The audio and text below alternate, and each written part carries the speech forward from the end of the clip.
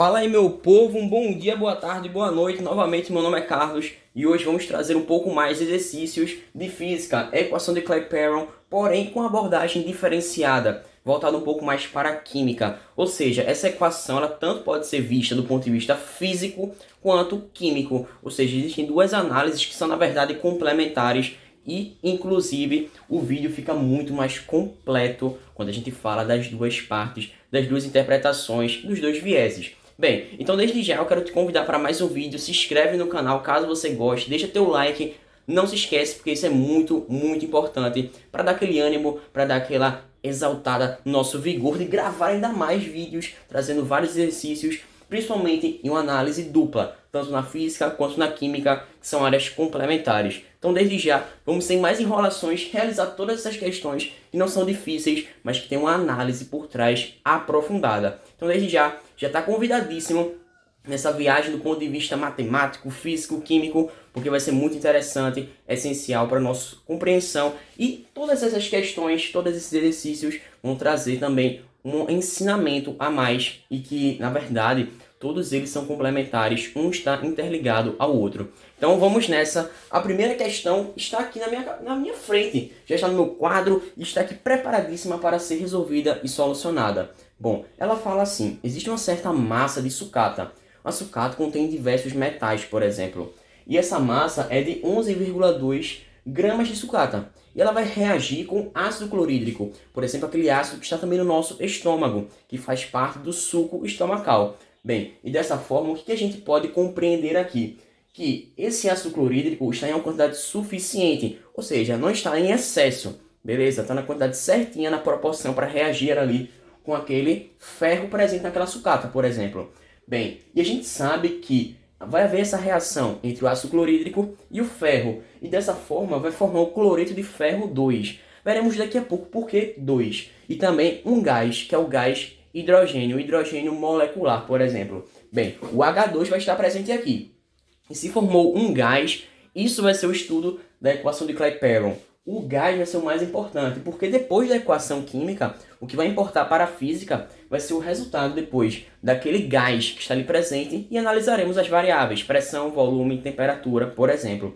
E o número de mols também vai ser essencial. Mas bem, falamos de uma reação química aqui e o nosso gás obtido, esse gás H2, o que vai ter nele? Uma pressão de 2,46 atmosferas. Além disso, ele vai estar contido em 1 litro, ou seja, o volume dele é de 1 litro, e uma temperatura de 27 graus Celsius. Perfeito? Massa, informações importantíssimas para a equação de Clapeyron. Mas bem, só elucidando um pouco mais, deixando esse raciocínio mais completo, temos aqui a equação química, que é o ferro sólido reage com ácido clorídrico, formando cloreto de ferro 2 e o hidrogênio. Beleza? Massa, perfeito, perfeito. O que acontece aqui? Quando temos uma reação de um metal com ácido muito forte, porque é um ácido forte? Porque ele tem um elevadíssimo grau de ionização. Lembrando que ácidos ionizam, bases dissociam, beleza? Então, desta forma, o que vai acontecer aqui? Temos um ácido forte, um elevado grau de ionização, forma íons H+, e, consequentemente, ele forma, justamente com o metal, reagindo, os dois, justamente um gás hidrogênio. E dessa forma, esse gás vai ser o estudo da minha equação de Clapeyron. Mas, qual o objetivo da minha questão, o objetivo final dela? É a gente saber o teor de ferro presente nessa amostra de sucata. Qual vai ser a porcentagem de ferro ali? Pode ter diversos metais, porém o ferro que vai reagir com o ácido clorídrico na nossa proporção aqui. Observe os coeficientes estequiométricos, eles são importantíssimos no passo 2, mas vamos com calma. Bem, observemos aqui o nosso caso. Temos a equação de Clapeyron e eu quero saber, a partir dessas variáveis, pressão, volume e temperatura, qual foi a quantidade de mols obtida desse meu hidrogênio, meu gás hidrogênio no caso. E dessa forma é somente substituir para acharmos o número de mols. Então, de modo simples e prático, vamos substituir e sermos felizes. Bem, temos aqui a nossa pressão, que vai ser de quanto? 2,46 vezes o volume, que é 1 litro, e depois o número de mols que eu quero encontrar, essa vai ser a nossa incógnita, vezes quem? 0,082, que é a constante dos gases, que como eu falei, é um valor pré-estabelecido. Se eu estou colocando atmosfera, litro, mol e Kelvin, temos o quê? 0,082, tá? Isso aqui não está no Sistema Internacional de Medidas, porque senão seria em joules e outras medidas específicas, como por exemplo Pascal. Mas não, ele deu em atmosferas, então obedeçamos o que está aqui. E a constante vai sair desse mesmo valor. E agora só falta a temperatura, né? Que temos aqui o quê? 27 graus Celsius. Portanto, é somente somar esse 27 a mais 273. E 273, 273 mais 27, eu encontro exatamente quanto? 300 Kelvin. E dessa forma, eu só coloco aqui o meu 300 Kelvin. E dessa maneira, finalizando aqui a minha questão, eu somente vou fazer o processo multiplicativo. E que para que o vídeo não fique tão extenso, o meu número de mols vai ser de exatamente 0,1 mol, beleza? 0,1 mol. Bem, agora sabendo esse número de mols do meu gás hidrogênio, bem, tem uma coisa muito interessante na química, que é a proporção estequiométrica, já que, segundo as proposições de Dalton, por exemplo, vemos que o que está nos reagentes tem que aparecer nos produtos, porque nada se perde na natureza, nada se cria, tudo se transforma segundo a lei de Lavoisier. Então, dessa forma, a gente não pode perder nada do que está aqui. Apenas vai se transformar. Ou seja, o que está nos reagentes vai estar nos produtos, beleza? Perfeito, massa. Ponto. Por exemplo, agora, temos uma proporção estequiométrica. Como eu te falei, 1 mol de ferro, temos aqui o coeficiente 1, está para 1 mol de gás hidrogênio. Pronto, 1 mol para cada. Porém, existe uma coisa chamada de massa molar. Isso é específico para cada elemento, para cada substância, molécula. Por exemplo, o ferro ele tem 56 gramas por mol. E a gente sabe que o mol é de acordo com a constante de Avogadro, como eu demonstrei no vídeo anterior. E agora é simples e prático. Somente substituir. Se eu tenho 56 gramas de ferro, que corresponde a 1 mol, ele vai reagir com quanto? 1 mol de gás hidrogênio. Mas eu tenho, na verdade, quantos mols de gás hidrogênio? Temos aqui exatamente 0,1 mol. E dessa forma, posso fazer uma regra de 3, já que existe uma relação de proporcionalidade. Se liga na lei de Lavoisier, nas pressuposições de Dalton, por exemplo. Observemos agora. Um está pareado com o outro. Então, qual vai ser a minha massa de ferro presente ali para reagir com 0,1 mol? Bem, vamos interpretar aqui todo esse processo. Veja essa regra de 3. Do termo de cima, 1 mol para 0,1 mol, o que eu fiz? Eu dividi por 10 apenas. E dessa forma, se eu dividir por 10 em um ponto da minha equação, do outro eu também vou dividir por 10. Ou seja, 56 dividido por 10. Portanto, a minha massa de ferro ali presente, a massa total, vai ser de exatamente 5,6 gramas de ferro, beleza? E bem, anteriormente, a nossa sucata tem exatamente o quê? 11,2 gramas. 11,2 gramas de sucata. Porém, dessa porcentagem toda, desse 100%, eu tenho 5,6 gramas. Ou seja, 5,6 gramas coincide com a metade do valor total da minha sucata. Portanto, o meu ferro tem uma porcentagem específica dele de exatamente 50%, beleza? 50% de ferro na minha amostra analisada. Mas bem, essa foi a primeira questão. Se você quiser tirar seu print, está à vontade, está livre, pois o quadro é totalmente seu. Então vamos para a próxima questão, que é importantíssima. Agora chegamos na parte 2, que é a minha questão da FUVEST São Paulo 2018.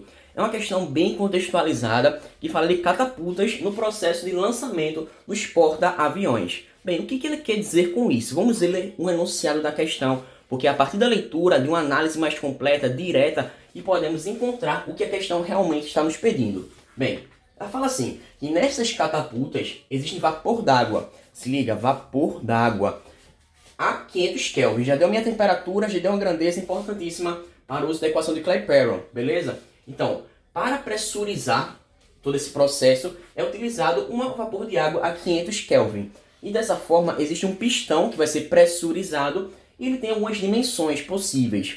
Por exemplo, a questão já nos diz, ele tem 60 centímetros de diâmetro, consequentemente 30 centímetros de raio. Lembra, diâmetro sobre 2 é o que? O raio. A metade do diâmetro corresponde ao meu raio. Massa, perfeito.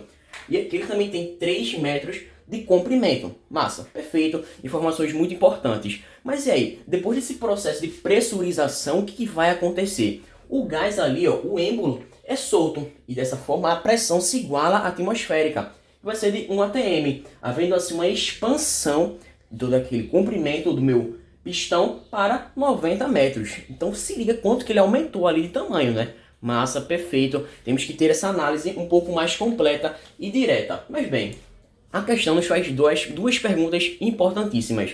Bem, a primeira delas é qual vai ser a pressão inicial. Já a segunda, ele pergunta, caso se a gente trocasse esse vapor d'água, H2O, para o nitrogênio gasoso, qual seria a modificação na pressão? Bem, é uma análise muito baseada no número de mols, beleza? O número de mols é muito importante neste caso e a massa molar também, porque um está interligado ao outro de maneira clara e nítida. Mas bem, vamos observar aqui. A pressão inicial, como a gente já sabe, ela corresponde ao quê? A gente tem que relacionar pressão e volume, já que eu falei em algum momento aqui de variação de temperatura? Não, em nenhum momento eu falei. Portanto, a minha transformação, como você pode ver, ela é totalmente isotérmica. Totalmente isotérmica. E por isso, por ela ser isotérmica, a gente vai fazer aquela transformação gasosa. Ou seja, o que vai valer neste caso? É justamente o que? A pressão inicial vezes o meu volume inicial é igual à pressão final vezes o meu volume final. Lembre-se que eu cortei da minha equação, ó, pressão inicial, volume inicial, temperatura inicial, igual a pressão final, volume final, temperatura final. O que eu fiz? Simplesmente eu cortei a minha temperatura inicial e final, já que elas são iguais. Sobrando o quê? P1, V1, P2, V2. E dessa forma eu estou fazendo uma transformação que isotérmica. Eu não variei em nenhum ponto a minha temperatura do sistema. Massa, perfeito. Mas bem, da geometria espacial, o que é o volume? O volume é a área da base vezes a altura. Porém, como a gente sabe que temos um cilindro, o cilindro na parte da base dele é uma circunferência. E se é uma circunferência, temos que pegar a área desta circunferência. E a área dela é o quê? Π vezes o R ao quadrado, vezes o raio ao quadrado. Mas, como tenho área vezes altura, o meu volume do meu cilindro vai ser o quê? πr ao quadrado vezes a minha altura. Massa, perfeito, perfeito. Só se liga que essa altura, neste caso aqui, ela varia, tá? No início e no fim. Mas, vamos agora adaptar a minha equação, justamente isotérmica, minha transformação gasosa isotérmica, utilizando o meu volume baseado na geometria espacial. Então, o que vai acontecer aqui? Eu posso reescrever a minha equação substituindo meu volume inicial e o volume final por πr ao quadrado vezes a altura. Por exemplo, eu tenho a minha pressão inicial, como a gente pode ver no primeiro membro, vezes πr ao quadrado vezes o quê? A minha altura inicial, igual a pressão final, πr ao quadrado vezes a altura final. Bom, em nenhum momento, em nenhum ponto, a base do cilindro se alterou, mas sim o comprimento dele, ou seja, a altura que ele tem. Massa, perfeito. Portanto, o que a gente pode fazer? A área dele vai ser igual, a área da base dele vai ser igual. Portanto, eu simplesmente simplifico o πr ao quadrado nos dois membros da equação. E o que vai sobrar aqui? Pressão inicial, altura inicial, é igual a pressão final, altura final. E como a questão quer o que? A pressão inicial, ele quer justamente o P1. E para fazer isso, de modo simples e prático, basta isolar o P1. Que fica assim, ó, o P1 vai ser igual ao P2 vezes H2 sobre H1. Por que eu fiz isso? Porque o meu H1 está multiplicando. Portanto, ele vai passar dividindo. E dessa forma fica prático e fica simples o que eu quero agora. Massa, perfeito, perfeito. Portanto, agora é somente substituir os meus valores. Já que qual é a minha pressão final? A questão nos diz, ela é clara, ela é nítida. A pressão final é quanto? 1 atmosfera. Perfeito, então eu vou colocar aqui 1. Vezes minha altura final. A altura final também é clara, é expressa aqui, ó. A expansão vai para 90 metros, o que inicialmente era 3 metros. Portanto, eu coloco aqui 90, perfeitamente, sobre a minha altura inicial. A altura inicial é quanto? Acabei de te dizer, 3 metros de comprimento, ou seja, a altura inicial mesmo. Compara essa altura inicial com a altura final. Por isso aconteceu uma expansão isotérmica. Dessa forma, eu coloco aqui 3. E aí, o que a gente encontra? Que a minha pressão inicial é o quê? 90 sobre 3. E 90 sobre 3 é exatamente o quê? 30 atmosferas, beleza? Então essa é a nossa resposta. A pressão é o quê? 30 atmosferas. Vou colocar aqui em destaque 30 atmosferas como sendo a nossa pressão inicial. Mas bem, a letra B é bem clara, é bem específica. Ela fala assim, caso fosse usado o nitrogênio gasoso, o que aconteceria? Bem, lembrando que o nitrogênio gasoso ele tem uma massa molar bem maior do que a massa molar da água. E dessa forma, se a gente for considerar a mesma massa dos dois, tipo a mesma massa de água, comparando com a mesma massa de gás hidrogênio, a gente pode perceber que o meu gás hidrogênio vai ter muito menos mols ali presente. E se ele tem menos mols, menos partículas, o que vai acontecer? Vai haver uma redução da minha pressão sobre aquele sistema. Se liga, pressão o quê? A colisão daquelas partículas com as paredes do recipiente. Pressão é força sobre área. Se liga nisso. Inclusive a gente tem um vídeo sobre dedução da equação de Clapeyron e eu falei muito disso. Inclusive escrevendo pressão em função da força exercida. Perfeito. Massa. Mas e aí, esse vai ser a nossa análise. Porque se eu troco o meu vapor d'água por nitrogênio gasoso, eu vou reduzir o número de mols, consequentemente eu vou comprometer o funcionamento da minha catapulta. Porque quem sabe aquela pressão ali não seja a necessária para exercer todo esse processo de expansão isotérmica. Não sabemos ao caso. Porém, isso vai prejudicar o funcionamento daquele aparelho. Porque, novamente, outra vez repetindo, vai reduzir a pressão. Consequentemente, o meu aparelho pode ser prejudicado ali. No caso, a minha catapulta no porta-avião.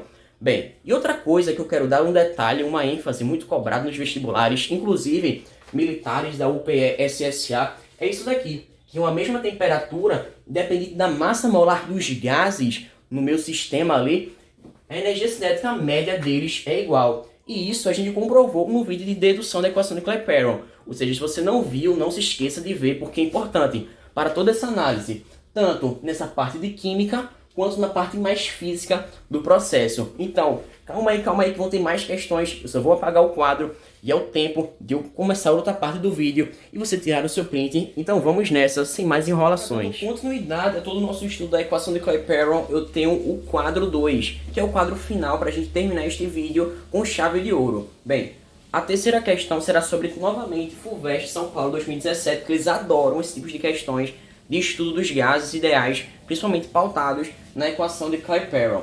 E dessa forma, o contexto agora é um pouco mais diferente, mas a aplicabilidade é a mesma, porque ele fala de um pneu de uma aeronave. Lembre-se, existem duas partes, a hora do pouso e durante o voo, e é necessário que esse pneu de aeronave seja resistente a variações de temperatura. Lembre-se, uma parte ele vai estar no pouso e outra no voo, e além disso, resistente a fortes impactos. Lembre-se, no pouso existe uma pressão muito grande ali, exercida sobre aquele pneu. Bem, e dessa forma, a questão nos dá parâmetros, dados, e que são necessários para a elucidação da nossa relação aqui da equação de Clapeyron. E dessa forma eles dizem que esses pneus acumulam no seu interior, na sua câmara, gás nitrogênio a 30 atmosferas e a 27 graus Celsius. Lembre-se, a atmosfera tá ok, pode ser utilizada, graus Celsius não, converter para Kelvin, lembre-se disso sempre.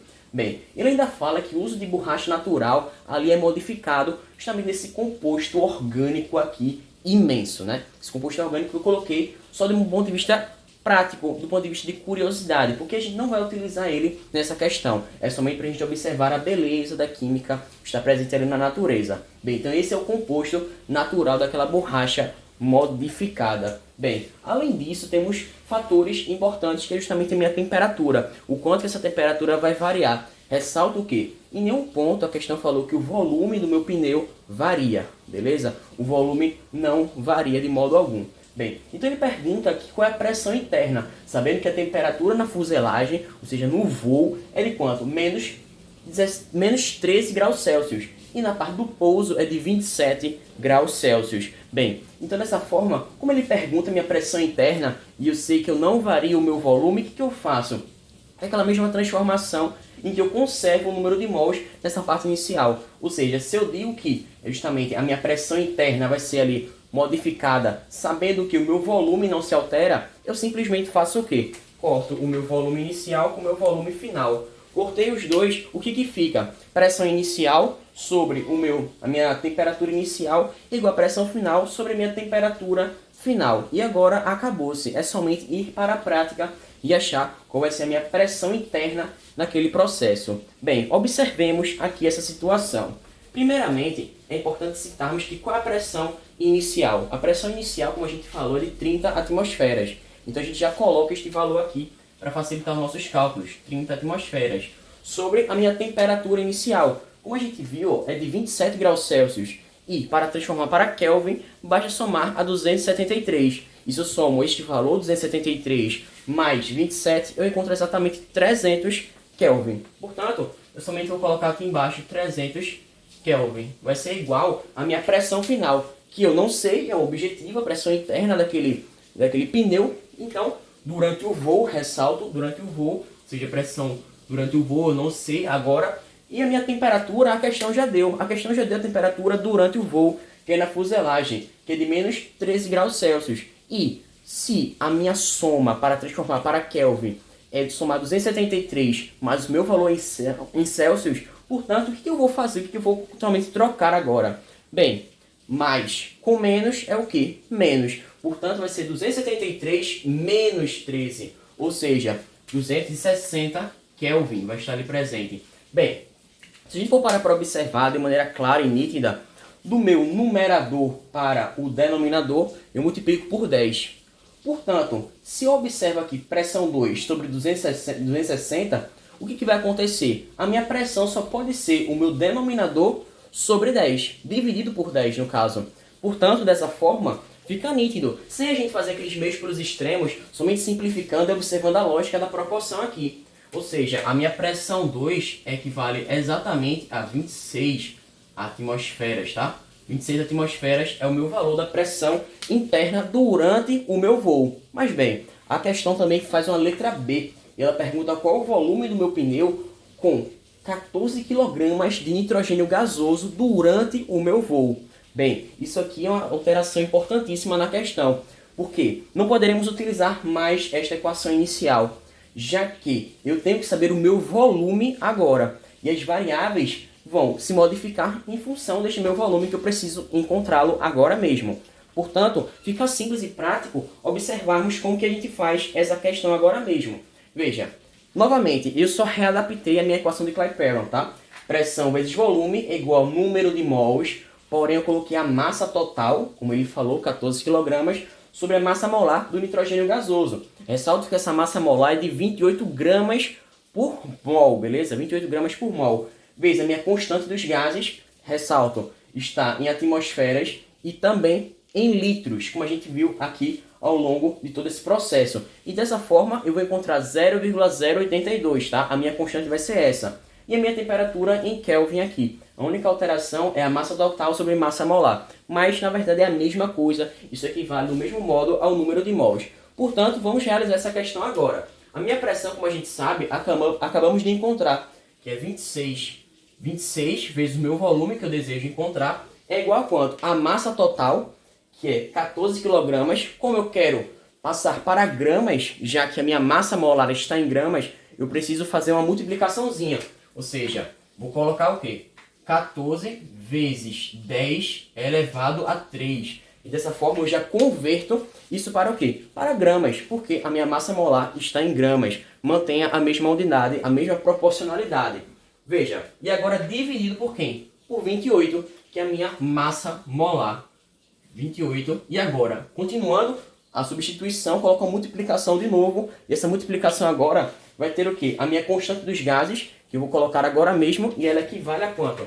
A 0,082 vezes a minha temperatura. E essa temperatura eu vou encontrar justamente agora, porque, como eu ressalto, é durante o voo. Durante o voo eu considero na fuselagem. Portanto, eu tenho o quê?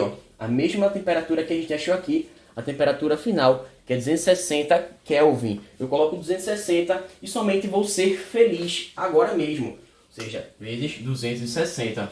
Bem, realizando todo esse processo multiplicativo para o vídeo não ficar tão extenso, eu vou dar a resposta. Peço que você confie em mim, por favor. Confie em mim dessa vez, tá?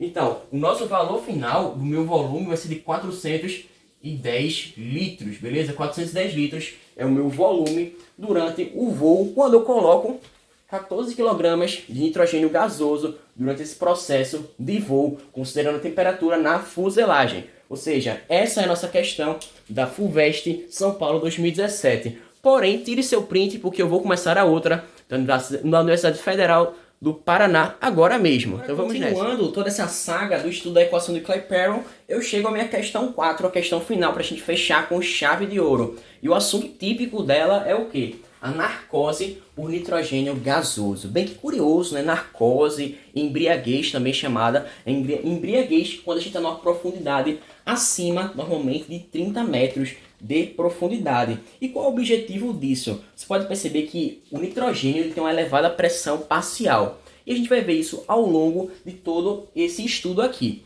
E bem, desta forma, anunciando agora mesmo a observação deste meu enunciado, o que a gente pode observar? Que a causa dessa narcose é justamente a elevada pressão parcial do meu gás nitrogênio, já que no cilindro daquele mergulhador vão ter vários gases ali misturados, ou seja, é uma mistura gasosa. Cada um desses gases ele tem a sua proporcionalidade, ou seja, a sua porcentagem com relação ao volume todo. E bem, observe aqui que o efeito ele vai começar em geral, claro que isso varia de indivíduo para indivíduo, a partir de 30 metros de profundidade. Bem, além disso a questão é muito boa porque ela fala a composição do meu cilindro, que é de 80% de gás nitrogênio e 20% de gás oxigênio. Ou seja, a gente tem que se ligar nessas proporções para sabermos a pressão parcial de cada um desses dois gases, o gás nitrogênio e o gás oxigênio. Massa, perfeito.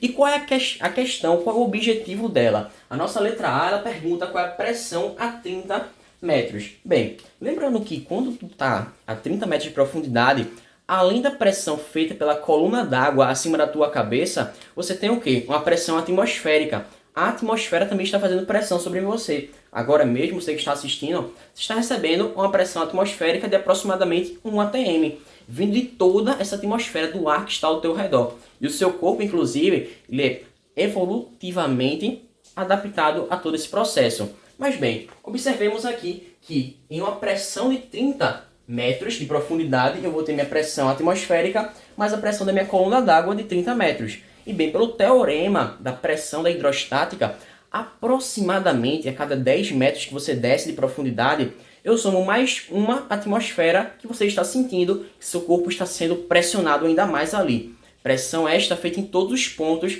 daquele teu corpo, beleza? Bom, então observe aqui que a resposta vai ser o que? A soma da minha pressão atmosférica mais uma atmosfera a cada 10 metros. Portanto, a minha atmosfera tem o que? Uma pressão de 1 atm. E eu já coloco aqui 1 atm.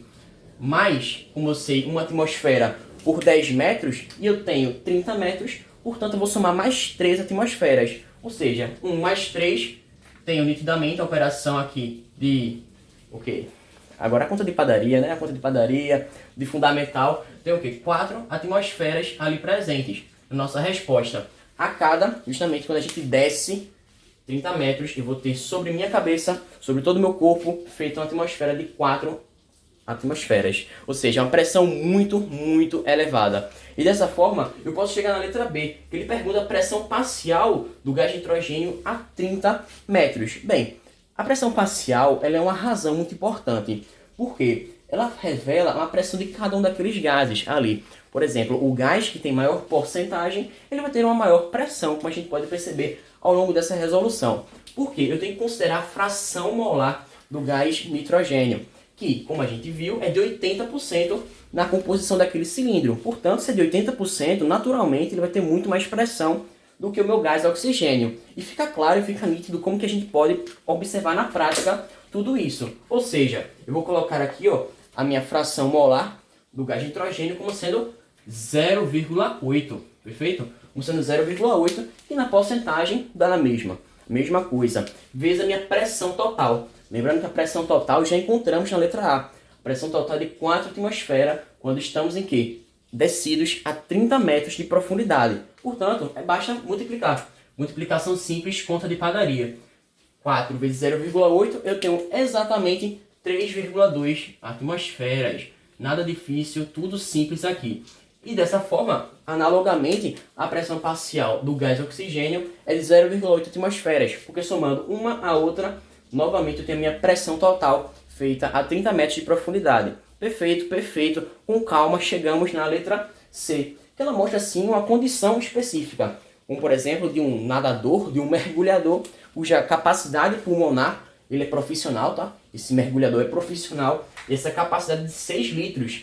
Além disso, ele fala novamente que está a 30 metros de profundidade e a temperatura ali presente é de 298 Kelvin. E ele pergunta qual é o número de mols que aquele pulmão pode armazenar dentro dele. Bem, dessa forma a gente tem que utilizar novamente a equação de Clapeyron, porém utilizando o quê? A minha pressão parcial para o gás de nitrogênio, já que ele está perguntando o número de mols do gás de nitrogênio. Portanto, a pressão parcial dele e o número de mols dele. E dessa forma fica simples e prático quando a gente isola esse número de mols. Quando eu coloco aqui que o número de mols do gás de nitrogênio é a pressão vezes volume sobre constante gasosa vezes a minha temperatura. E agora é somente substituir. Quando eu substituo, eu encontro todos os valores de maneira rápida e prática. Portanto, observe aqui como se faz, como que é a mágica do negócio. Portanto, ó, o número de mols do gás nitrogênio vai ser a pressão parcial dele, que a gente acabou de achar, 3,2, vezes o meu volume, que é de quanto? 6 litros, que a gente falou a capacidade pulmonar, sobre a minha constante gasosa, que novamente encontrei atmosferas e encontrei litros. Eu vou colocar 0,082.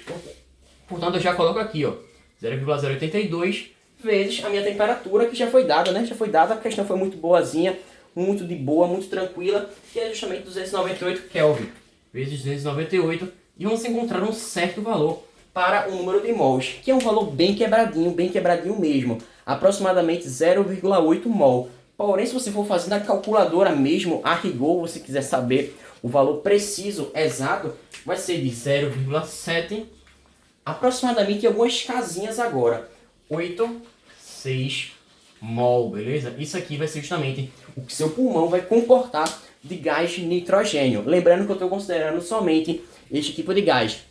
Eu não falei nenhum ponto do gás de oxigênio, tá? Estou concentrando agora na embriaguez, a narcose por gás nitrogênio. Por isso, eu considerei pressão parcial deste gás e também justamente o número de mols deste gás. Além disso, é importante a gente distinguir essas partes, tá? Eu não falei de pressão total, mas sim de pressão parcial. Inclusive vai ser o tema do próximo vídeo, que eu vou falar de misturas gasosas, a lei de Dalton e a lei de Amagat. Além disso, citando a pressão parcial e, é claro, a difusão dos gases e a efusão destes e sua relação com a densidade dele. Portanto, vou sair aqui do quadro para tu tirar o teu print, para que você não perca tempo, não fique na vontade de tirá-lo. E eu vou ficando por aqui. É só o tempo de eu me despedir. Então, muito obrigado pela sua participação. Esse vídeo foi sensacional. Trazemos aqui questões, um top 4 aproximadamente da FUVEST, e que são questões muito importantes, principalmente da fase 2 deste vestibular da universidade mais concorrida de todo o Brasil. Então, eu vou ficando por aqui. Muito obrigado. Espero que você tenha gostado, que possa ter contribuído para o seu conhecimento nessa troca na real de conhecimentos. Então, muito obrigado. Até uma próxima. Foi um prazer completo estar aqui com você. Então, o quadro é seu. Tchauzinho. Beijos. Até uma próxima.